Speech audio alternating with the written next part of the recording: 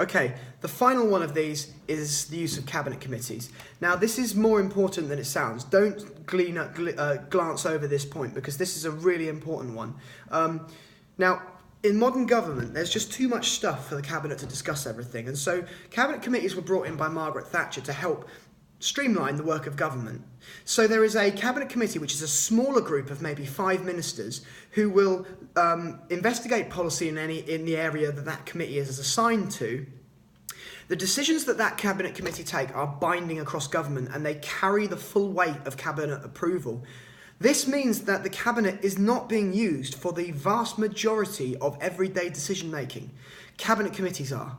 Now, you could argue that this is still the cabinet doing it, but the key point here is that the Prime Minister has complete discretion over what committees exist and the membership of those committees, which means that the Prime Minister has the power to direct the work of these committees in a way that suits him or her. Now, Cameron and May, both big users of cabinet committees. Cameron, he was very dominant on what we call the National Security Council. That's the National Security Cabinet Committee. We saw him being very forceful on that committee and dominating it on the issue of invading Libya, or rather than invading, bombing Libya, and the removal of Gaddafi. Cameron was very forceful on that. Cameron also used his key people like Osborne and, crucially, the Chancellor of the Duchy of Lancaster, Oliver Letwin.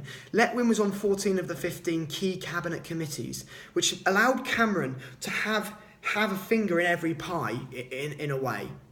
Now, an even better example, if you read the article below, is Theresa May, who has created three new cabinet committees: Cabinet Committee for Brexit, Economy and Social Reform, and she is the chair of all three of those cabinet committees. For me, that is a direct and clear attempt to have control over government business, and Theresa May's use of that is a pointer towards a slightly micromanaging style of government, suggesting that the Prime Minister, Theresa May, wants control over it, and it actually marginalises the cabinet, reduces the cabinet importance, because these decisions don't require cabinet discussion, yet they carry the full weight of cabinet. So it's another method for the Prime Minister to use.